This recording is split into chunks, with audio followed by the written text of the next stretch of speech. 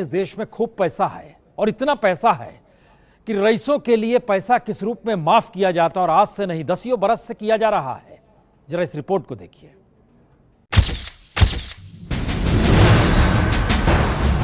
ये रकम 48 खरब है।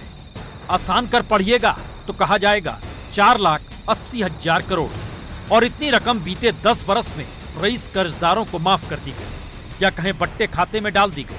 और इस रकम का मतलब होता क्या है? देश में 32 करोड़ टॉयलेट बन सकते थे, 3 करोड़ 20 लाख प्रधानमंत्री ग्रामीण आवास योजना के तहत घर भी बन सकते थे, 585 नए एम्स बन सकते थे, 2043 IIT बन सकते थे, 96,000 किलोमीटर लंबी सड़क बन सकती थी। पर यह सब ठीक उसी तरह जैसे काले धन के 15 लाख रुपए आपके खाते में आ नहीं सकते, तो फिर यह सब भी नहीं बन पाए। क्योंकि रईस कर्जदारों पर सरकार कैसे मेहरबान रहती है यह भी समझ लीजिए। एक दौर मनमोहन सिंह का, एक दौर नरेंद्र मोदी का। मनमोहन सिंह के आखिरी 5 बरस के दौरान बैंकों ने 87,329 करोड़ रुपए बट्टे खाते में डाल दिए। और फिर मोदी सरकार आई तो उसके दौर में यह आंकड़ा बढ़ते बढ़ते 3,92,765 करोड़ रुपए तक पहुंच गया, यानी 4 गुने से ज्यादा। और दोनों को मिला दीजिएगा तो रकम वही 48 खरब हो जाएगी। तो एनपीए को लेकर पहले प्रधानमंत्री क्या कहते थे, सुन लीजिए।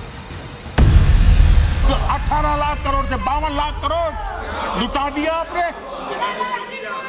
और आज जो पैसे बढ़ रहे हैं वो उस समय के आपके पाप का ब्याज है। ये हमारी सरकार ने दिए हुए पैसे।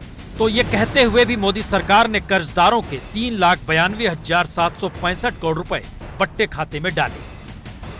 तो कटघरे में वित्त मंत्रालय और मोदी सरकार तो है, जिसके राज में बैंकों का भट्टा बैठ रहा है। क्योंकि बट्टे खाते में डाले जाने वाली रकम जिस तेजी से बढ़ रही है वो बैंकों की पूरी सेहत बिगाड़ सकती है। आलम यह है कि 2017-18 में निजी और सार्वजनिक बैंकों ने कुल 1,44,000 करोड़ रुपए बट्टे खाते में डाले, जबकि एक साल पहले यानी 2016-17 में बैंकों ने 89,048 करोड़ रुपए बट्टे खाते में डाले। यानी सिर्फ एक साल में बट्टे खाते में डाले जाने वाली रकम में 61.8% का उछाल हो गया।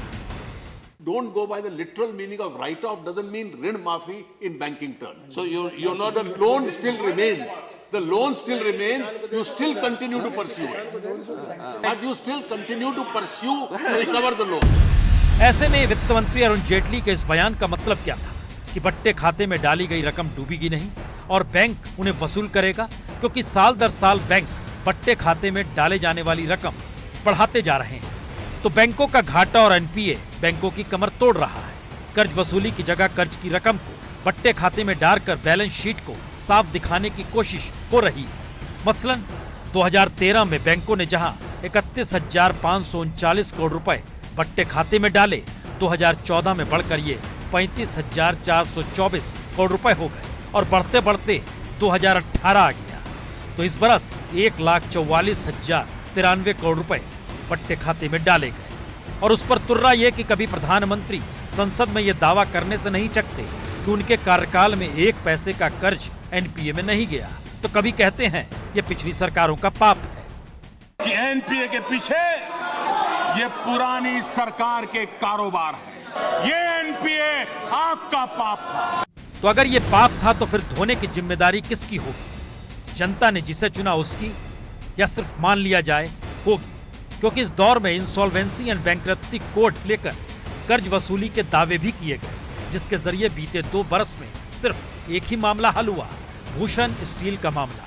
टाटा ने खरीदा पर उसमें भी बैंकों को 35% का नुकसान हो गया।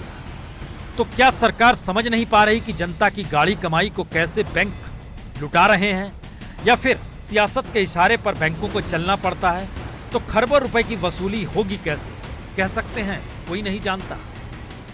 ये है एबीपी न्यूज, आपको रखे आगे।